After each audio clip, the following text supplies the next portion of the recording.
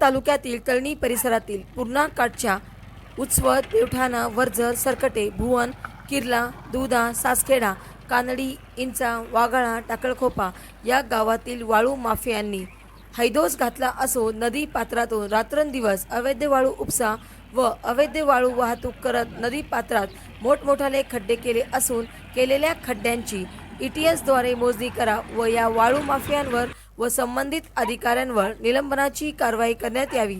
यासाठी आज दिनांक 12 फेब्रुवारी पासून पूर्णा नदी काठावर सामाजिक कार्यकर्ते ज्ञानेश्वर राठोड यांनी पेंडल टाकून आमरण उपोषण सुरू केले आहे। यावेळी सामाजिक कार्यकर्ते केदार कांगणे, शिवराज शिराळ सह अनेकांची उपस्थिती होती। महाराष्ट्र वाईब न्यूज प्रतिनिधी गजानन माळकर, मंठा, जिल्हा जालना।